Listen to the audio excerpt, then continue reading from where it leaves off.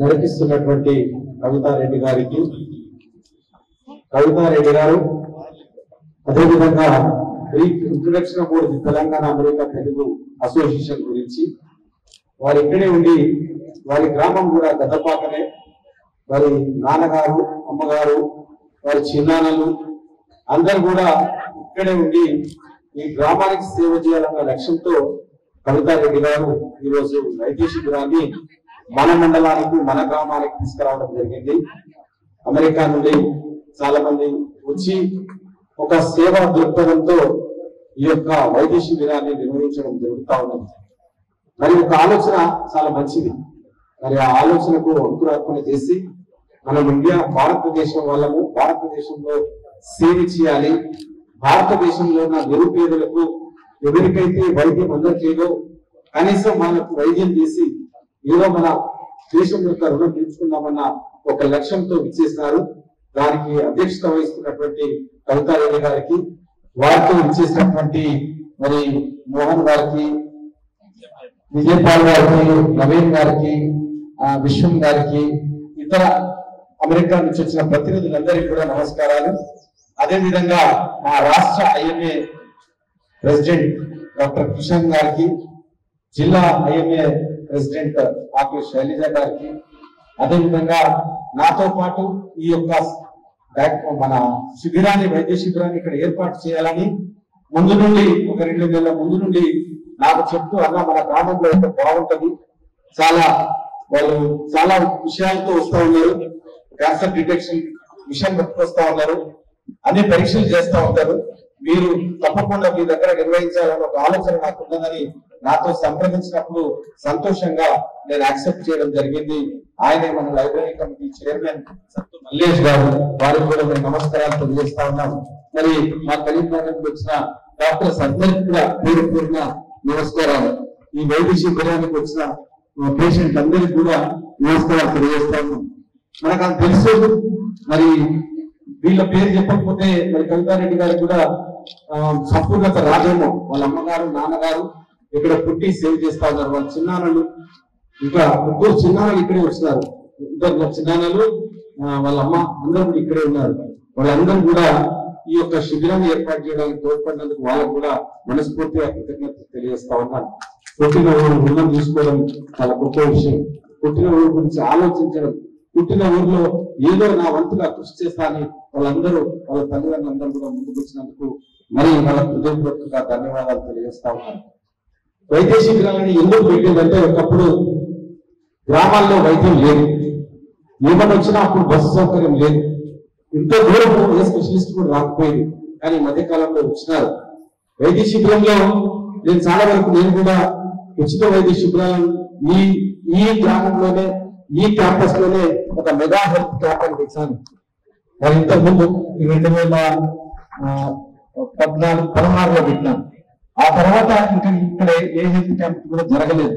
చిన్న హెల్త్ క్యాంపులు జరిగేవి, కానీ ఇంత పెద్ద ఎత్తున ఫిజిషియన్ పిలిపించి, గైనకాలజిస్ట్ పిలిపించి, జనరల్ చెకప్లు, డయాగ్నోస్టిక్స్, ఈసీజీ, ఫిజిషియన్ అందరినీ కూడా ఏర్పాటు చేసి ఒక వేదిక మీద ఈ క్యాంప్ నిర్వహిస్తా ఉన్నారు. ఇది చాలా ముఖ్యమైనది. పేద ప్రజలకు ఎవరైతే who are not reached to unreached people కి మీరు వెళ్తా ఉన్నారు, చాలా సంతోషం. ఎందుకంటే మన ఉద్దేశం అంతా కూడా ఎవరైతే ఎఫెక్ట్ చేయగలుగుతారో వాళ్ళందరికీ కరీంనగర్ పోవచ్చు, హైదరాబాద్ పోవచ్చు, ఇంకెక్కడ పోవచ్చు. కానీ ఎవరైతే ఏ ప్రయాసాలకు ఓర్చుకోవాలి వెళ్ళలేని పరిస్థితిలో ఉన్నారో పేద ప్రజలు, వాళ్ళ కన్సర్న్ అంతా కూడా పేద ప్రజల గురించి, వాళ్ళ కోసం ఈ వైద్య శిబిరాన్ని ఏర్పాటు చేయడం జరిగింది. మరి నా అనుభవంలో కూడా నేను ఒక రోజు ఇదే గ్రామాలు తిరుగుతా ఉన్నాను. గ్రామాలు తిరుగుతా ఉంటే యాక్సిడెంటల్ గా నేను వీరవంక గ్రామం నుండి మా కలువల గ్రామానికి వస్తా ఉంటే అక్కడ ఒక మాజీ జెడ్పీటీసీ ఆయన సర్పంచ్ కూడా ప్రభాకర్ అని, ఆయన అక్కడ నిల్చుంటే ఏమో ఇక్కడ నిల్చున్నాం అంటే కొంచెం నొప్పిలేస్తా ఉన్నారు డాక్టర్ సాబ్. ఎందుకు అంటే డాక్టర్ చూసుకున్నాం అంటే ఏదో వైటమిన్ డెఫిషియన్సీ అంటే బి కాంప్లెక్స్ గోళీ ఇస్తా ఉన్నాడు. నేను చూసే ఇదంతా వాచిపోయినది. ఆ నాలుకకు పుండేది, పెద్ద పుండు, అది 3-4 వారాలైంది మానట్లేదు. నేను చూసి ఇది చిన్న పుండు కాదా, ఇది క్యాన్సర్ పుండు, ఇమ్మీడియట్ గా నువ్వు వెళ్ళి డాక్టర్ చూసుకొని మరి ఆపరేషన్ చేయించుకుంటే బాగుంటుంది అని చెప్పినారు. అన్నప్పుడు అన్న నేను రేపు పొద్దున్నే మీద వస్తా అన్నాడు. వస్తానే ల్యాబ్స్ తీసి పంపిస్తే క్యాన్సర్ అని వచ్చింది. క్యాన్సర్ కు మనం మొత్తం నాలుకను ఈ మ్యాండబుల్ ఇదంతా కూడా తీసేసి బాగా సర్జరీ చేస్తాం. ఎప్పటికి కూడా ఉన్నాడు, చాలా చక్కగా ఉన్నాడు. అంటే యాక్సిడెంటల్ గా ఇది మీరు ఇక్కడ ఏదో మొత్తం క్యాన్సర్ డిటెక్ట్ చేసినా కూడా చాలా సంతోషం. క్యాన్సర్ బాగా పడకుండా మనం నిర్వహించగలం, వాళ్ళ లైఫ్ కి ఒక మంచి లైఫ్ ఇవ్వగలుగుతాం. మరి ఇక్కడ ఈసీజీ తీసుకొచ్చినారు.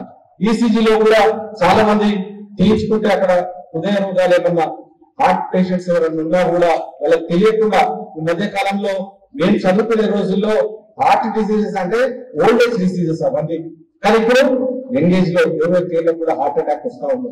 మరి అటువంటి ఏళ్ళు కూడా డిటెక్ట్ చేయొచ్చు ఇక్కడ. మరి స్త్రీలకి మధ్యలో పాపం బ్రెస్ట్ క్యాన్సర్ వస్తా ఉన్నది, సర్విక్స్ క్యాన్సర్ వస్తా ఉన్నది. క్యాన్సర్ డిటెక్షన్ కు మామోగ్రఫీ మిషన్ ఉన్నది, టాప్ స్మియర్ ఉన్నది.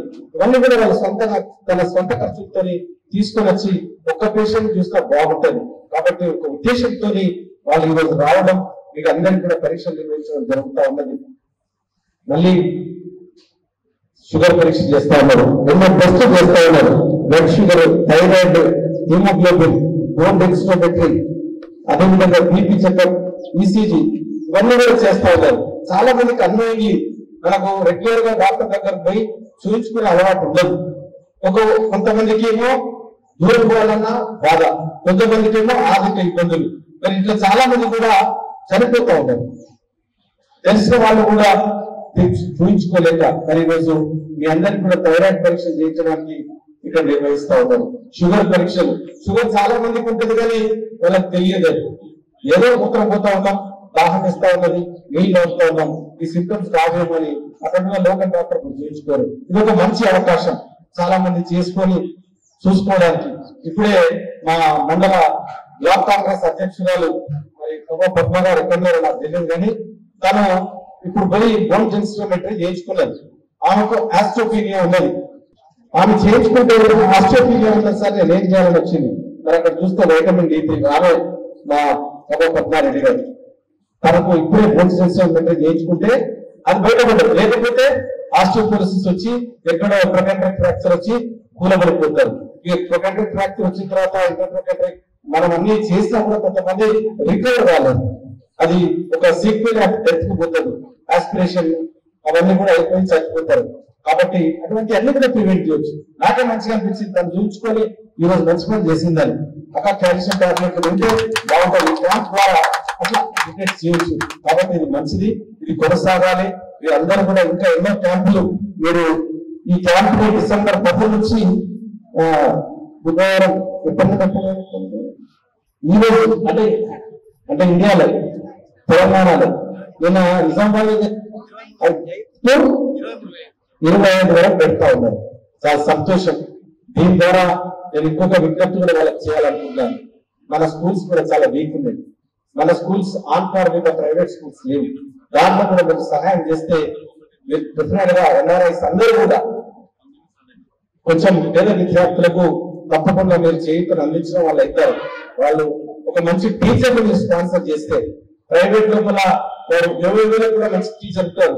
గవర్నమెంట్ లో 1,00,000 రూపాయలు ఇచ్చిన టీచర్ దొరకట్లేదు. మరి మా ప్రభుత్వం వచ్చిన తర్వాత స్కూల్స్ మీద చాలా శ్రద్ధ పెట్టాం, హాస్పిటల్స్ మీద పెట్టాం. మీ అందరికీ తెలుసు ఉస్మానియా ఆసుపత్రి కూలిపోతా ఉంటే ఇప్పుడు దాన్ని 2,000 పడకల ఆసుపత్రి చేసి మా ముఖ్యమంత్రి గారు గౌరవ ముఖ్యమంత్రి రేవంత్ రెడ్డి గారు ప్రారంభించడం జరిగింది. మరి వైద్యం మీద విద్య మీదనే మన ప్రభుత్వం కూడా ఇప్పుడు వచ్చిన కాంగ్రెస్ ప్రభుత్వం శ్రద్ధ పెడతా ఉన్నది.